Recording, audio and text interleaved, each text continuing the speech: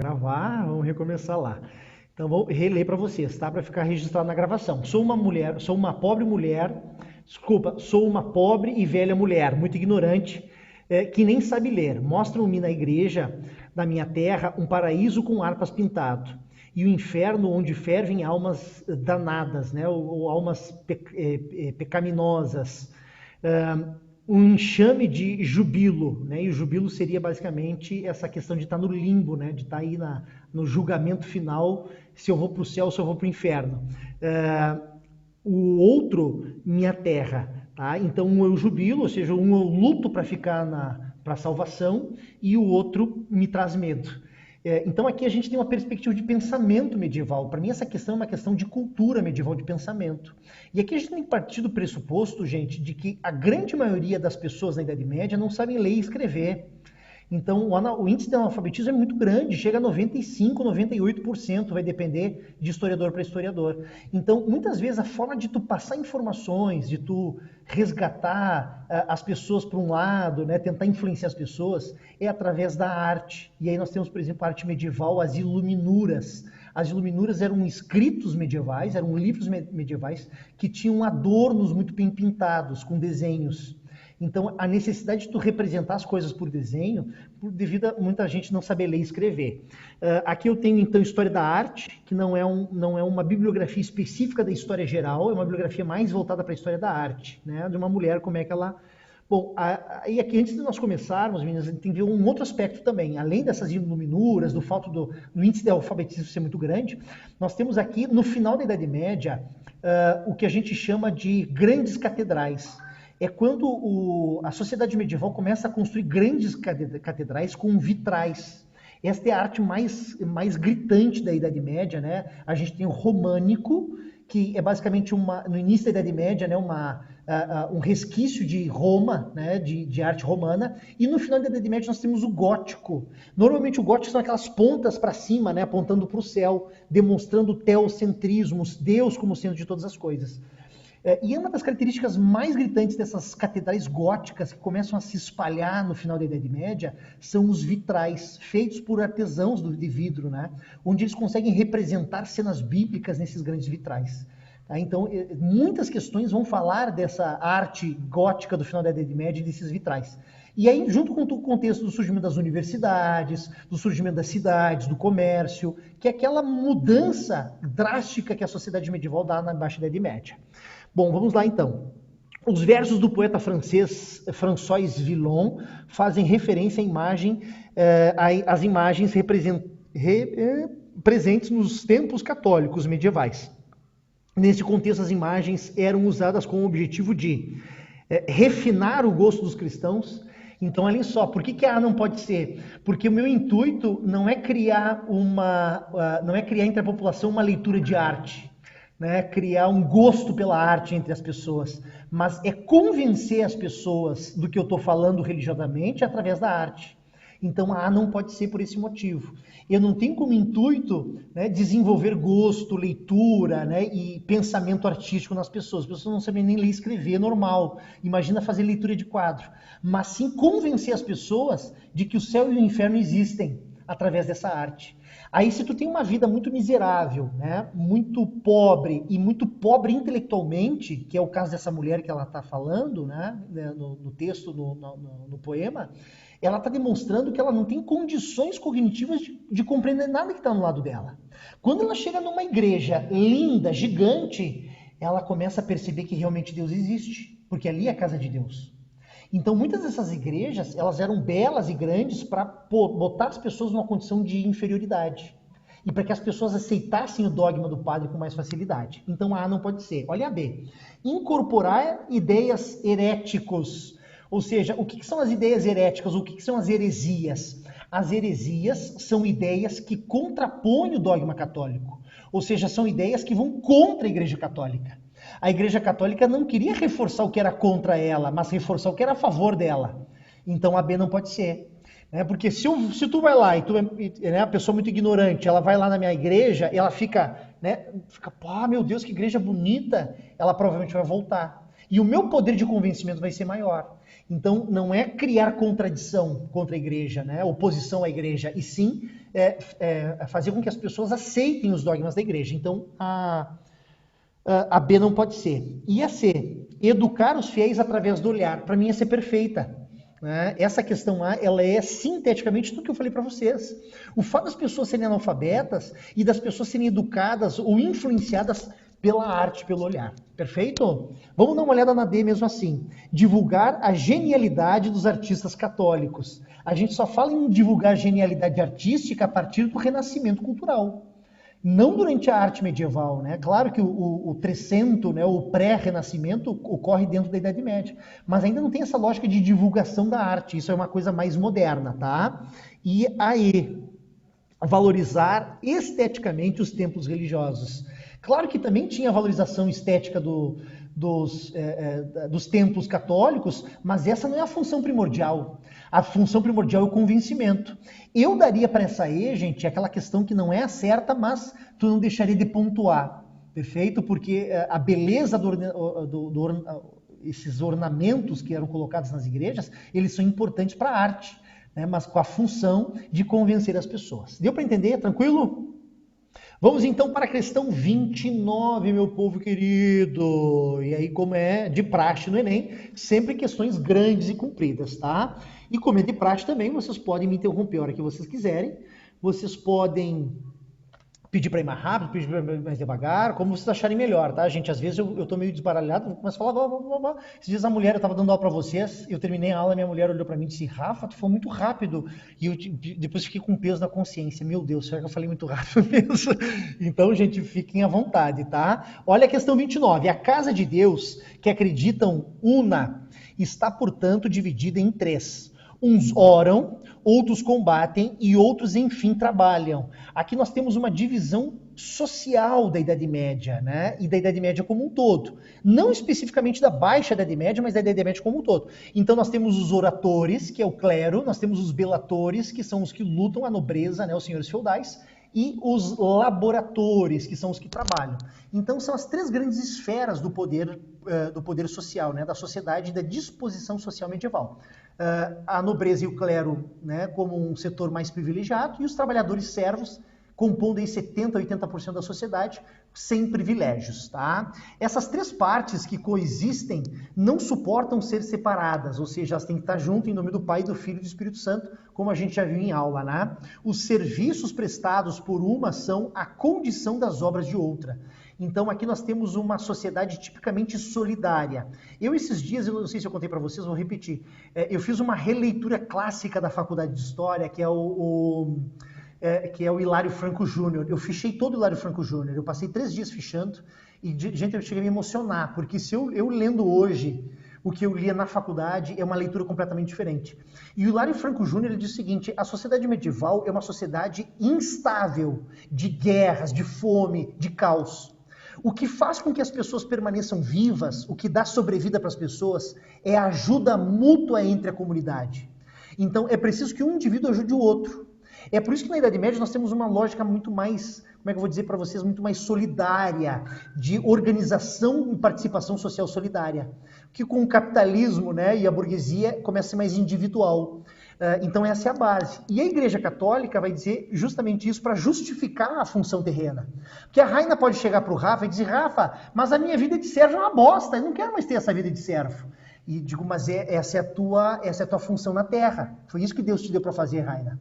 Se tu questionar essa vida porcaria que tu tem, tu vai estar questionando Deus, porque foi a teoria que foi a vida que Deus te deu. Tu entende? Então, assim que tem uma pessoa que luta para te proteger, tu tem que trabalhar para fornecer alimento para essa pessoa que luta. Então, é uma sociedade que vive de forma solidária e comunitária, um ajudando o outro. E as três setores não podem reivindicar ou questionar o que elas fazem na Terra. O que elas fazem na Terra é divino. Por isso que a gente vai chamar de sociedade de ordens. Porque a ordem dessas sociedades é uma ordem divina, é uma ordem religiosa. Perfeito? Então vamos lá. Esses três, então, trabalham e coexistem, não suportam ser separadas. Isso é que a igreja diz, né? Então, aqui para a igreja. Os serviços prestados por uma são a condição da obra de outras duas. Cada uma, por sua vez, encarrega-se de avaliar o conjunto. Assim a lei pode triunfar e o mundo gozar de paz. Então a única forma de ter paz é que esses três setores aceitem o trabalho e se ajudem de forma mútua. Nós temos então aqui uma antologia de textos históricos medievais. Perfeito? Vamos lá então. A ideologia apresentada por Adalberon, que é um padre francês da época, de Laon, foi produzida durante a Idade Média. Um objetivo de tal ideologia e um processo que ela se opõe estão indicados respectivamente em. Então, qual que é o objetivo, né? Qual que é o objetivo ideológico dessa ideia? Justificar a dominação estatal, revoltas camponesas. Pode ser, as revoltas camponesas estão muito presentes no final da Idade Média, que é a temática que nós estamos trabalhando agora, tá? Eu estou mais inclinado pela A, deixa eu até ver aqui o gabarito, gente. E é A, tá? Não só estou inclinado como é A. Então, olha só, justificar o domínio, justificar a vida terrena das pessoas. Então, se a Raina não está gostando da vida de serva, eu consigo justificar por essa ideologia católica, que ela tem que aceitar a vida de serva. Então é basicamente isso. E acomodar as revoltas camponesas. Se os camponeses estão revoltados, eles não podem ficar revoltados. Eles têm que aceitar a ordem divina que Deus lhes deu. Perfeito? Então, para mim, a A é perfeita. Tá? Quanto à intenção, a intencionalidade dessa ideologia. Quanto ao objetivo desta fala do padre Adalberon. Subverter a hierarquia social. Gente, subverter é ir contra a hierarquia estabelecida. Será que a igreja quer que as pessoas se revoltem contra a ordem estabelecida? Pelo contrário. Então não é ser subversivo à hierarquia estabelecida, é aceitar a hierarquia imposta. Olha a C. Impedir a desigualdade jurídica. Não, a gente sabe que existe uma desigualdade até a modernidade. Se nós formos pegar a Revolução Francesa, que é de 1789, marca o fim da modernidade, nós temos na França de 1789 uma sociedade de ordens, como essa que a gente está vendo aqui no final da Idade Média. Então, a ideia não é igualdade jurídica. A França vive uma desigualdade. A principal característica do Ancien Régime, a principal característica do Antigo Regime é a desigualdade jurídica, né? A desigualdade de impostos, a desigualdade de comportamentos. Tá? Impedir a igualdade jurídica, não. Controlar a exploração econômica, não, a exploração econômica não era controlada. Os senhores feudais poderiam até mesmo editar novos impostos para cobrar e aumentar a exploração desses servos. E a E, questionar a ordem divina. A E, gente, é igual a B, só que com outras palavras. Aí eu estou querendo dizer que eu estou abrindo chance para as pessoas se reivindicarem, lutarem contra a ordem estabelecida. Não, é não lutar contra a ordem estabelecida. Tranquilo, gente? Querem que eu comente mais alguma coisa nessa questão? Posso passar para a próxima? Posso passar? Beleza. Qualquer coisa vocês vão me falando. Vamos para a 30 então, gente. Olha a 30. De 2017, uma questão já bem mais recente. Mas era sobretudo a lã que os compradores vindos da Flandres ou da Itália procuravam por toda a parte. Para satisfazê-los, as raças foram melhoradas através do aumento progressivo de suas dimensões. Então, eu estou falando de raças de ovelhas, tá? Aqui, basicamente, o que eu chamo de cercamento dos campos na Inglaterra do século XVII, né? Então, a criação de ovelhas, a terra é utilizada para criar ovelhas e não para fabricar alimentos. Então, olhem só, as raças são melhoradas, aqui estou falando de raças de ovelha, né? Para poder dar mais lã. Esse crescimento prosseguiu durante todo o século XVIII, então nasce no século XVII e continua no século XVIII. E as abadias, né? As sedes da igreja, da ordem de Cister, que é uma ordem específica europeia, uma ordem católica específica da Europa, onde eram utilizados os métodos mais racionais de criação de gado. Desempenharam certamente um papel determinante nesse aperfeiçoamento. Então, o que o texto está dizendo, o que ele quer nos dizer? Que os católicos, ou seja, os sacerdotes católicos, eles tinham um papel no aperfeiçoamento dessas raças de animais, não só da ovelha, mas como do gado. E aí vamos fazer uma habilidade, uma competência aqui na história geral, gente. Vamos fazer uma relação com a história do Brasil. Aqui no Brasil colonial, quem é que tinha técnica de produzir jumento, de produzir mula? Quem? Fala mais alto, Thaís. Nordeste, não? Como? Desculpa, repete. Região mais nordeste do Brasil? Perfeito, mas A quem região que eram esses nordeste do caras que Brasil? exatamente isso. Aqui na região de São Paulo, que era a região de, como é que era? Ouro, não era. Tinha uma região de São Paulo que tinha uma grande produção de mulas e jumentos, né, para o transporte de ouro, para o transporte de açúcar. Mas quem dominava essa técnica de como reproduzir a mula, porque a mula é um híbrido, né? A mula ela não se reproduz, tu consegue reproduzir a mula com outros animais. Mas quem dominava essa técnica, né, de reprodução de mulas eram os padres. Então percebam que desde a Idade Média, os católicos, os sacerdotes dominam essas técnicas. Quando esses católicos vêm para o Brasil, eles acabam se tornando os mestres de manipulação das raças animais. Perfeito? Então, isso para mim é muito interessante. Saber que a Igreja Católica ela é detentora de um determinado conhecimento técnico. Perfeito? De fazer uma ovelha melhor, de reproduzir uma ovelha melhor, um gado melhor, de fazer uma mula que tem uma capacidade de carga, de carregar carga maior. E que isso também é trazido para o Brasil através da Igreja Católica que domina essa técnica. Perfeito? Gostei muito do texto, viu, gente? Inclusive essa relação que eu fiz aí com. Agora esqueci o nome do lugar de São Paulo que tinha um grande centro de venda de mulas dos padres. Eu vou ver se o Hernani está aqui do lado, depois ele vem, eu dou um grito, velho, vem cá me ajudar. E ele vem, tá? Então aqui nós temos mais um texto de George Duby. Na aula passada nós já tínhamos lido um outro texto de George Duby, e ele é muito comum nessas questões de Enem, viu, gente? Por quê? Porque ele é um dos maiores historiadores medievalistas que se tem notícia. Vamos então para a pergunta dessa questão 29. A pergunta da questão 29, ela diz o seguinte, é a última da Idade Média. Só deixa eu mudar aqui onde é que está o lado da minha... Onde é que está o meu, o rostinho de vocês? O texto aponta para a relação entre o aperfeiçoamento de atividade pastoril e o avanço técnico na Europa Ocidental, feudal. Então, melhoria das técnicas, né, e do aperfeiçoamento do pastoreio, que resultou do crescimento do trabalho escravo. Aqui eu vou descartar completamente, né? Porque na Idade Média nós não temos como base o trabalho escravo. Eu vou falar de trabalho escravo quando os portugueses vieram para o Brasil na modernidade ou com os romanos e os gregos na antiguidade. Na Idade Média, o que perdura, né, o que vigora em grande quantidade é o trabalho servil, a servidão coletiva. Então a A está descartada. A B, desenvolvimento da vida urbana, eu acho que tem relação. Porque é justamente com o final da Idade Média que com o renascimento das cidades, com o renascimento do comércio, que essas cidades vão ser entruncados comerciais. Então as pessoas que circulam nessas cidades para fazer comércio, elas também circulam com conhecimento técnico de como reproduzir ovelhas melhores. Então eu acho que é um ponto de confluência, é um ponto de encontro essas cidades. Não só de mercadorias, mas de tecnologias. Perfeito? Eu estou inclinado para B, mas não vou dar o veredito ainda, nem vi o gabarito. Vamos para C. Padronização dos impostos locais. Eu acho que a padronização dos impostos tem muito mais a ver com a formação da monarquia absolutista. Ela tem muito mais a ver com os reis concentrando poderes nas suas mãos. Na Idade Média, nós temos um poder fragmentado.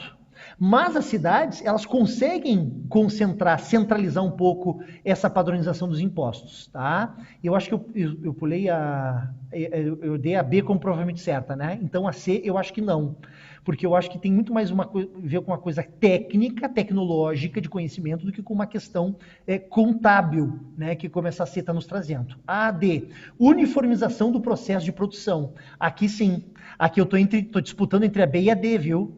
Porque essas corporações de ofício, essas técnicas de produção que vão nascer, ou melhor, renascer no final da Idade Média, elas têm também isso como cerne, né? A padronização da produção, não só na área de fabricação de bens, mas também na fabricação de animais. Então, entrou entre a B e a D. E a E, desconcentração da estrutura fundiária. Para mim está completamente fora do contexto essa questão. Então eu estou entre a B e a D. Estão escutando? Aqui deu como internet instável. Estão me escutando? Alô? Deixa eu ver aqui a resposta. E eu errei. Não é nem a B e nem a D. É 29, né? Ou é 30? Não é a 30? Ih, acho que deu treta aqui. Oi, gente. Acho que sim. Oi, desculpa, Raina. Oi. Oi. Tá muito ruim a conexão? É a 30, Rafa, não é a 29. É a 30, né? Isto. Sim. Deixa eu voltar lá para 30 então. A 30. Errou! Errou! Meu Deus, eu tô perdido aqui agora nesse material. Agora aqui o texto aponta avanço da tecnologia da Europa Ocidental. Tá. Gente, vocês estão me escutando plenamente aí, não tá sem corte? Beleza. Então vamos lá para 30. A Gabriel da 30 é B. Certo? Desenvolvimento da vida urbana. Então, como eu tinha dito para vocês antes, que eu estava mais inclinado para B ou a D, né? Mas, porque as duas vão falar a mesma coisa, do renascimento comercial e urbano, do ressurgimento da manufatura, né, do ressurgimento das cidades, das trocas comerciais internacionais, que é um ponto de encontro de tecnologias. Então, a B, para mim, ela é perfeita, tá? Tranquilo? A D eu daria como aquela questão que não é certa, mas não deixaria de pontuar marcando ela. Perfeito? Vamos então sair da Idade Média e vamos para o Renascimento Cultural. Gente, agora nós vamos entrar na modernidade. A gente vai acabar com a Idade Média e vamos entrar na modernidade. E o primeiro evento genuinamente moderno é o Renascimento Cultural. Vamos relembrar aqui um pouco, gente, esse contexto da passagem da Idade Média para a Idade Moderna? Qual que é a grande função? Qual que é a grande característica do Renascimento? A grande característica do Renascimento é romper com o pensamento medieval, é romper com o pensamento teocêntrico, onde Deus é o centro de tudo, e trazer uma nova perspectiva de pensamento, trazer uma nova forma de cultura, que é a cultura antropocêntrica, resgatando o pensamento e a cultura dos gregos e dos romanos. É por isso que nós vamos falar de renascimento. A intenção, o objetivo, é fazer renascer o período greco-romano. É fazer renascer o antropocentrismo e o pensamento antropocêntrico típico da Grécia e da Roma antiga. Tranquilo? Alguma pergunta? A Laura travou aqui com cara de braba ainda. A Laura tá aí ainda? Oi, Ela tem cara de braba, né?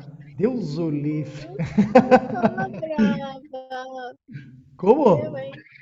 Não sou brava. Não é, mas eu não disse que tu é braba, eu disse que tu tem cara de braba. O Gustavo, por exemplo, o Gustavo que está aqui na minha frente tem cara de pangó, mas ele não é pangó, mas é só cara. No mesmo caso você não é braba, mas você tem cara de braba. Mas é que é bom, né? Ter cara de braba. Até para botar uns limites na galera aí. Vamos lá. Medo das pessoas. Como? Deu medo das pessoas. Isso aí, e não deixa os abobados se assanhar. Isso aí, boa. Vamos lá então. Quando eu fizer 18, pode comprar um 38, aí é melhor ainda. Vamos lá então, na questão 31. Na linha de uma tradição antiga, ou seja, né, da antiguidade greco-romana, o astrônomo grego Ptolomeu, que viveu entre 100 e 170 depois de Cristo, afirmou a tese de geocentrismo, segundo a qual a Terra seria centro do universo, sendo que o Sol e a Lua e os planetas giravam em torno desse mesmo Sol, né? Ou seja, na órbita do Sol. A teoria de Ptolomeu resolvia de modo razoável os problemas astronômicos da sua época. Vários séculos mais tarde, o clérigo, né, ou seja, a Igreja Católica, e astrônomo polonês Nicolau Copérnico, ao encontrar a inexatidões da teoria de Ptolomeu, formulou a teoria do heliocentrismo, segundo o qual o Sol deveria ser considerado o centro do universo, com a Terra e a Lua e os planetas girando circularmente em torno dele. Por fim, o astrônomo matemático alemão Johannes Kepler, que viveu entre 1571 e 1630, depois de estudar o planeta Marte por cerca de 30 anos, verificou que a sua órbita é elíptica. Esse resultado generalizou-se para os demais planetas. A respeito dos estudiosos ou dos estudos citados no texto, é correto afirmar que, Gente, aqui nós temos então uma coisa ou um elemento do processo de renascimento cultural chamado renascimento científico ou revolução científica. Tá? Então vamos pensar o seguinte, por que é uma revolução científica em meio ao renascimento cultural? Primeiro a gente tem que pensar que o renascimento cultural vai colocar o ser humano no centro da organização e do pensamento, né? Na lógica de funcionamento de sociedade. Quando eu coloco o ser humano nessa lógica de funcionamento social, eu vou colocar também a racionalidade do ser humano nessa lógica. Eu vou permitir a racionalidade de ser aflorada, a racionalidade de ser desenvolvida, a intelectualidade humana ser desenvolvida. Então, eu abro espaço para o desenvolvimento racional. Quando essa racionalidade já começa a aflorar e se desenvolver, eu vou ter um evento dentro do renascimento cultural chamado renascimento científico ou revolução científica. É o Nicolau Copérnico, é o Galileu Galilei, é o Descartes, né, o René Descartes, é o Francis Bacon, e aqui nós temos um outro cara muito importante, muito lembrado também, que é o Newton. Esses caras são os caras do renascimento científico, né, da revolução científica, onde eles vão trazer uma ciência mais biológica, mais matemática, uma ciência mais física, menos filosófica e mais física, perfeito? Vamos lá então. E o texto faz uma relação, né, do estudo de astronomia da Grécia Antiga em relação aos modernos. Tá? A respeito dos estudiosos, então, podemos afirmar que Ptolomeu representou as ideias mais valiosas por serem mais antigas e tradicionais. Na realidade, o que o Nicolau Copérnico fez foi dar continuidade, né, aos trabalhos do Ptolomeu. Mas isso não quer dizer que o trabalho do Ptolomeu, né, ou a racionalidade desenvolvida por Ptolomeu é melhor por ser antiga e tradicional. Não, aqui eu não faço julgo de valor. Aqui eu vejo que é um processo de evolução, né, intelectivo. Mas eu não posso colocar o Ptolomeu como melhor, né, ou mais avançado por ser antigo. Não. A gente sabe que o Nicolau Copérnico ele tinha condições físicas, né, ao fazer aqueles objetos como as lunetas, né, para poder ver o céu. Ele tinha um conjunto de lentes e de técnicas para fazer esses instrumentos muito mais avançados que o Ptolomeu na antiguidade. Então, é óbvio que a racionalidade desenvolvida por Nicolau Copérnico é muito maior, né, é muito mais eficiente. E eu não vou botar o do Ptolomeu antes, pelo simples fato de ele ser mais antigo. Para mim, a A está descartada. A B. Copérnico desenvolveu a teoria do heliocentrismo, inspirado no contexto político do Rei Sol. Na verdade, o contexto político do Rei Sol é o contexto político do absolutismo, que é antigo regime, né? Como a própria palavra já diz. O que é antigo regime? É um governo que ainda tem resquícios medievais. E a ideia do Copérnico como revolução científica é romper com o padrão medieval. Então, para mim, eu dou a B como errada. O Rei Sol é medieval e as ideias de Copérnico é antimedieval. Então, elas são contraditórias, elas são oposição. Deu para entender isso, gente? A Raina fez uma cara que não entendeu nada. Raina, deu para entender? Tranquilo? Então, vamos lá. C. Copérnico viveu em uma época em que a pesquisa científica era livre e amplamente incentivada pelas autoridades. Também não. Tanto que o Galileu Galilei vai ser condenado pela Santa Inquisição. Então, o Newton, por exemplo, ele teve que negar parte dos estudos dele. Então, não era livremente, né, aceito por todo mundo e incentivado pelas autoridades. Muito pelo contrário. Ainda nós temos resquícios da Idade Média. Estou falando de antigo regime. Então, ainda um controle católico. A C, para mim, está errada. Tá? A D. Kepler, estudioso do planeta Marte, para entender as necessidades de expansão econômica e científica da Alemanha.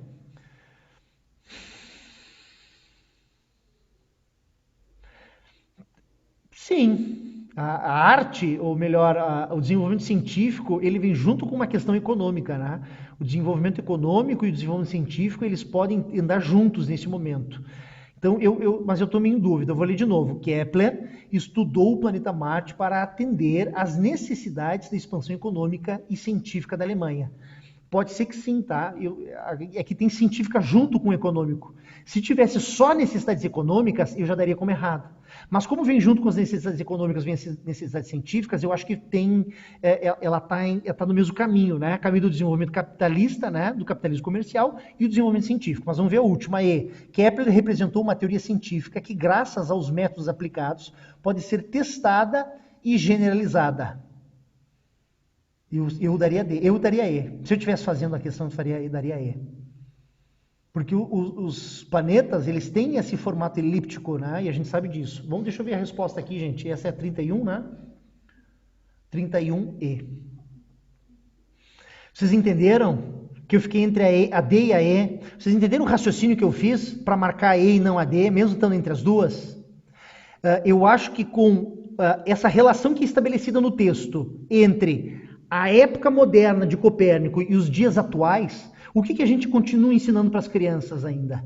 Que o planeta Marte, assim como os planetas, eles têm um formato elíptico. E uma maioria deles, né, gira em torno do próprio eixo. Então, isso é a questão de continuidade histórica.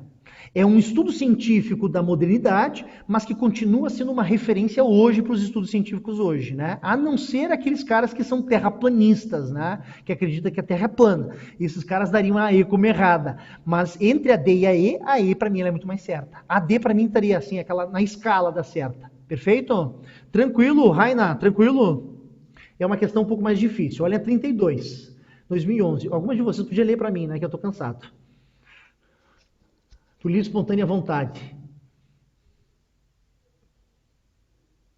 A Laura até abriu o microfone dela. Por isso que eu amo a Laura. Não dá nem enxergar, calma. Eu leio. Acompanhando a intenção da burguesia renascentista de ampliar seu domínio sobre a natureza. Aqui deu conexão instável. Posso continuar? Tá tudo certo, galera?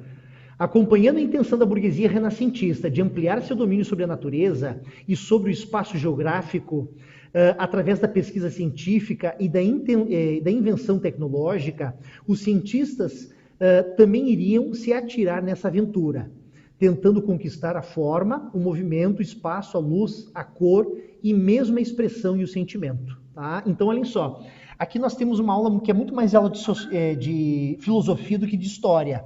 Porque a filosofia moderna, a filosofia iluminista moderna ou científica moderna, ela tem como intenção melhorar a sociedade, certo? Eles acreditavam e eles prometiam que ao desenvolver a razão e a ciência, nós poderíamos constituir uma sociedade perfeita, uma sociedade sem males nenhum, perfeito?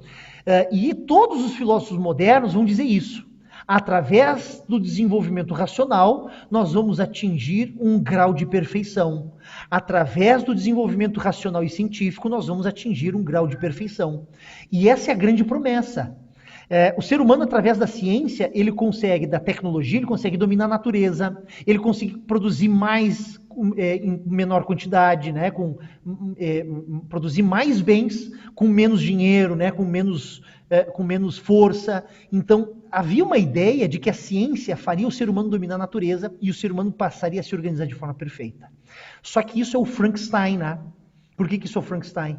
Essa promessa de uma vida perfeita, de uma sociedade perfeita, né? Feita pelo racionalismo moderno, nos trouxe na contemporaneidade perfeição? Nós temos na idade contemporânea uma sociedade perfeita? Não, nós temos uma sociedade muito imperfeita. Nós temos na idade contemporânea a Primeira Guerra Mundial, Segunda Guerra Mundial, bomba atômica, Guerra Fria. Então toda aquela promessa de racionalidade nos trazer a perfeição, não nos trouxe a perfeição. Muito pelo contrário. Transformou o ser humano num monstro com uma capacidade de matar como nunca antes. Perfeito? Então eu faço essa relação porque é o Frankenstein. É a ideia de que eu vou construir um ser humano artificialmente com racionalidade. Eu vou construir um ser humano artificialmente com ciência racional, com tecnologia. E quando eu crio esse ser humano que era para ser perfeito, ele, na verdade, ele é o Frankenstein, ele é um monstro.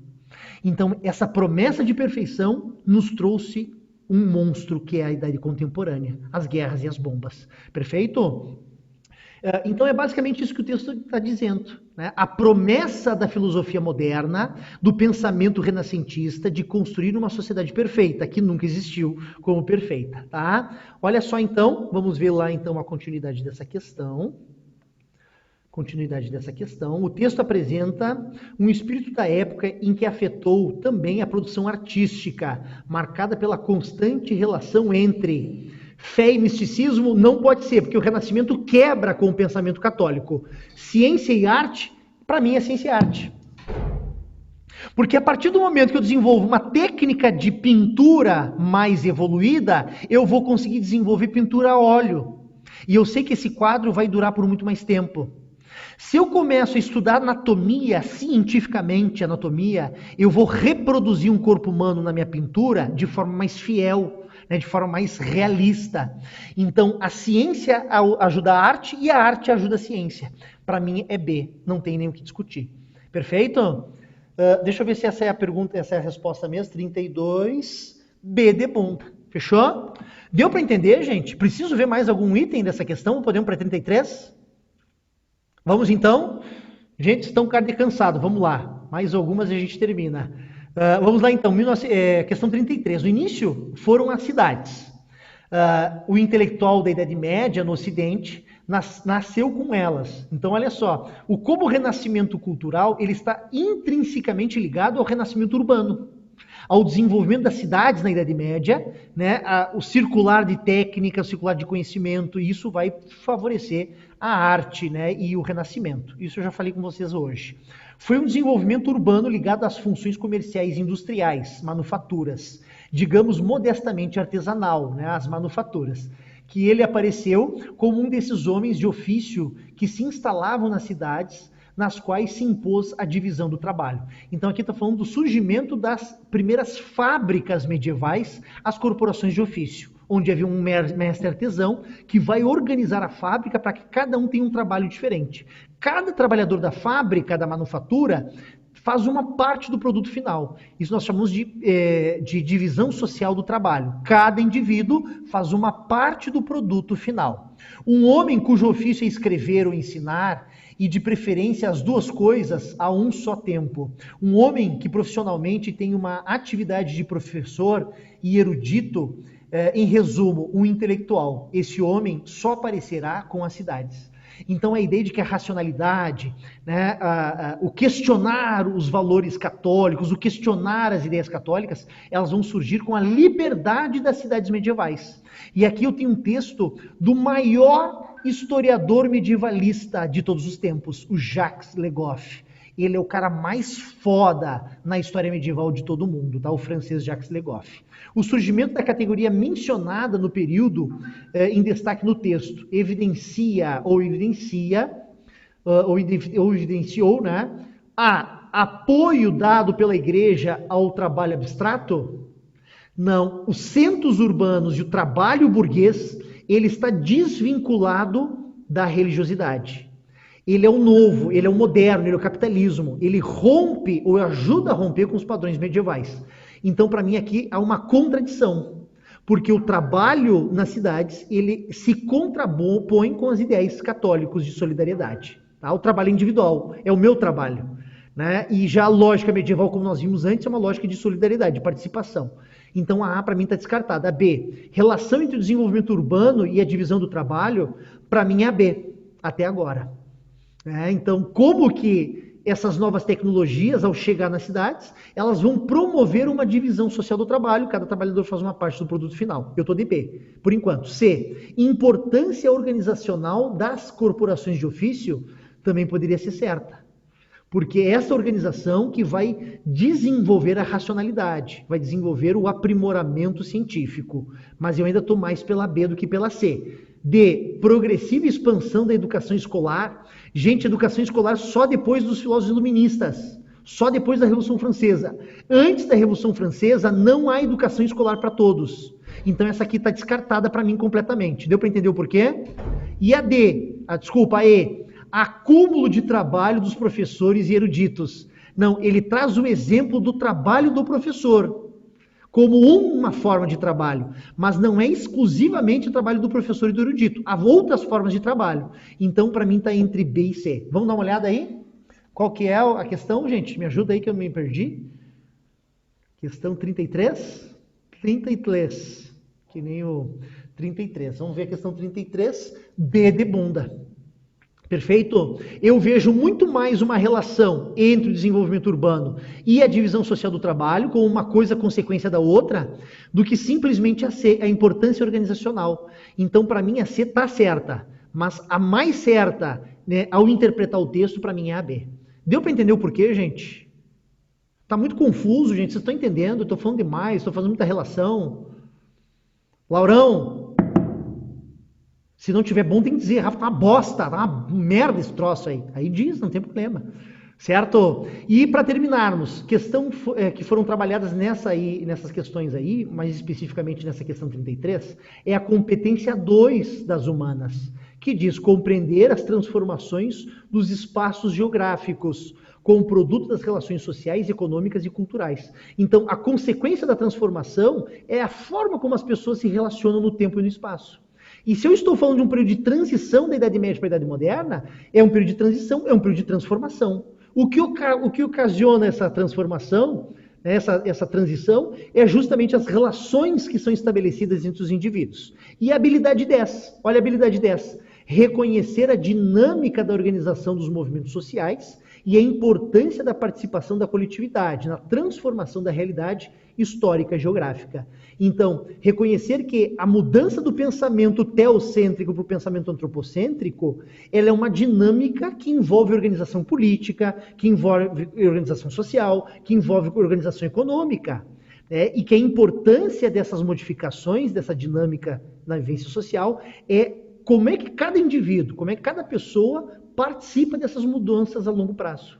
Como cada indivíduo, né, participa dessas mudanças a longo prazo. Perfeito?